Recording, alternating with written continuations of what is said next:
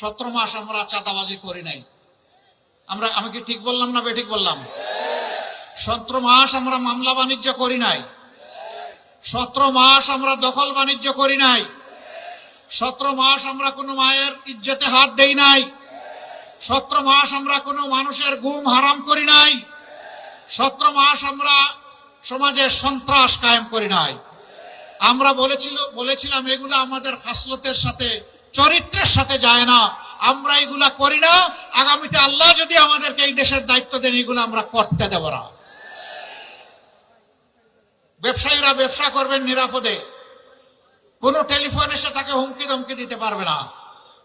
এখন ডিজিটাল যুগ, ইনশাআল্লাহ আমরা সেই অ্যাপস ডেভেলপ করে আপনাদের হাতে তুলে দেব। চাঁদাবাজ আপনার কাছে আসা মাত্রই তার সমস্ত ডকুমেন্ট এবং ইনফরমেশন যথাস্থানে চলে যাবে। আপনার কিছুই করা লাগবে না, স্বয়ংক্রিয়ভাবে অ্যাপস চালু হয়ে যাবে। দুর্নীতিবাজ লুকিয়ে বাঁচতে পারবে না, তারটাও স্বয়ংক্রিয়ভাবে আমাদের জালে ধরা পড়ে যাবে। তবে হ্যাঁ, চাঁদাবাজ দুর্নীতিবাজ যারা, তাদের জন্য সুসংবাদ আছে। তোমরা এই সমাজের মানুষ, আমরা তোমাদেরকে সম্মান জানাতে চাই, ভালোবাসতে চাই। কিন্তু এখন যে অপকর্ম করছো তা করলে নয়, এখান থেকে সরে আসো। আমরা তোমাদেরকে শিক্ষিত এবং প্রশিক্ষিত করে তোমাদের হাতেও মর্যাদার কাজ তুলে দেবো ইনশাআল্লাহ। সেদিন হালাল রুজি করে তোমরাও ইজ্জতের সাথে, সম্মানের সাথে বাঁচবা। প্রিয় যুব সমাজ, আমরা জানি লেখাপড়া করার পরে অনেকে কাজ পাচ্ছেন না। কেন পান না? দুটি কারণে পান না। দুর্নীতির রমরমা বাণিজ্য আর বেইনসাফি, এই দুই কারণে আপনারা কাজ পান না।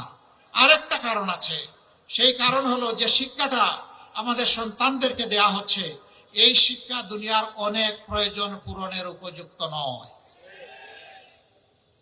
ইনশাআল্লাহ আমাদের কাজ হবে শিক্ষায় নজর দেওয়া, দক্ষ মানুষ তৈরি করা, চরিত্রবান দেশপ্রেমিক নাগরিক তৈরি করা, যারা দেশকে নিজের অন্তরে ধারণ করবে, বলবে এদেশ আমার দেশ, 18 কোটি মানুষের কাছে আমি ঋণী, আমার শিক্ষার বিকাশে সকলের অবদান আছে, অতএব আমাকে ঋণ পরিশোধ করতে হবে জাতির। এই অনুভূতি নিয়ে তারা জাতিকে সেবা দিবে ইনশাআল্লাহ। আমরা পরিষ্কার বলে দিচ্ছি, যুবক ভাই ও বোনেরা, তোমাদের হাতে আমরা কোনো বেকার ভাতা তুলে দেব না। এই বেকার ভাতা তুলে দিয়ে আমরা তোমাদেরকে অপমানিত করতে চাই না। তোমাদের হাতগুলাকে দেশ গড়ার দক্ষ কারিগরের হাতে হাত হিসাবে গড়ে তুলে তোমাদের হাতে উপযুক্ত কাজ তুলে দিতে চাই। সেদিন এই কাজ করবা, দেশ গড়বা, বুক ফুলিয়ে বলবা আমি বাংলাদেশ।